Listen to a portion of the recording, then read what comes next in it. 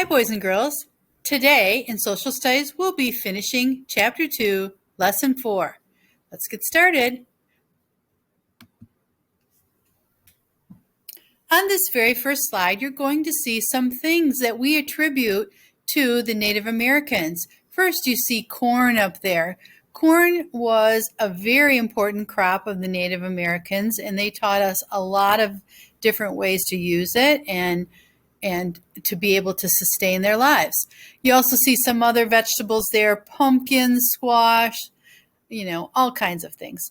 The other two objects you see are snowshoes and a toboggan. These are all things that they made and used as tools.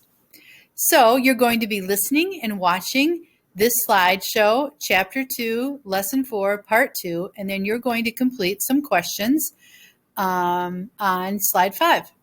So we left off at the top of page 73, food and crops. The next time you bite into a warm, buttery ear of corn, think about the tribes. They were the first to grow it. The corn the tribes grew had smaller ears than today's corn. There would be no pumpkin pie without the tribes. They were the first to grow corn and pumpkins. They were also the first to grow squash and beans. Tobacco was also one of their crops. It was new to the people from Europe when they got here. Europe is a group of countries. You're going to look at a map eventually and find them. They are across the Atlantic Ocean. Inventions. Do you know what an invention is? It is an idea for something no one else has ever thought of before. Have you ever paddled a canoe? Did you go down a swift river?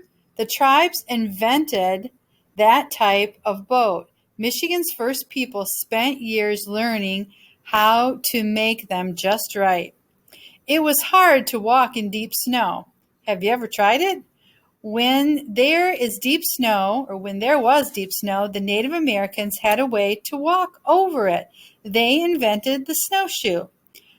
It lets people walk on the top of snow, and you'll see a Native American in the corner, bottom right-hand corner, making one. Have you ever gone down a hill on a sled? Traveling on snow led to another invention. It was the toboggan. Today, it can be used to have fun. The Indians used it for work. The toboggan let them move their belongings over snow. The tribes used the bow and arrow, but this was not invented or used in other parts of the world too. So other cultures did use a bow and arrow all over the world. So we don't think the Native Americans invented the bow and arrow. Names. Do you remember that the tribes gave us the name of our state? Michigan comes from the word Mishna and Gaina. They mean Great Lake or Big Water. Other Michigan names came from words used from the tribes. Mackinac is one of them. It comes from a word that means great turtle. The tribes felt the island looked like a big turtle in the water. Mackinac Island is between our two peninsulas. Look at the map on the next page. Several cities, I'm at the very bottom of page 74. Several cities, Michigan cities, have Native American names. Here are 5. Kalamazoo, it means boiling water. Menominee means rice gatherers at the top of 75. Muskegon means marsh. Pontiac was a chief's name, and Saginaw was named after the Sac tribe. Did you know that 26 counties have names from the tribes? Muskegon and Washtenaw are just 2 of them. You're going to look at them on the map on the next page. The tribes helped to make our state what it is. They have passed on to us things that were part of our lives now.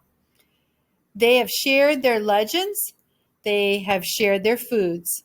They have shared their inventions and their names. Native Americans are not people from the past. They live in all parts of Michigan today. Native Americans live in cities and on farms. They may be artists, business people, farmers, or teachers.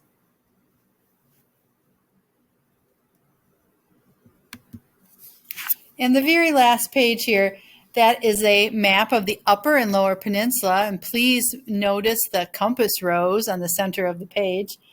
All of the counties in orange are named after Native American words. And all those are in counties in green or lime green are counties without Native American names. So if you see ours right here in Tuscola, I put my cursor on it, Tuscola is not a Native American word, but look at Huron County, way up where Caseville and Bad Axe are, Sanilac, way over here to Genesee, Shiawassee, and Saginaw. Those are the closest ones to us that have Native American words. All right, boys and girls, now you're going to go to slide 5 and complete this task. It says you may use this part 2 lesson and pages 73 through 76, which are slides 2, 3, and 4 of this presentation, to write 2 things in each cloud as evidence on how the tribes of Michigan still touch our lives today.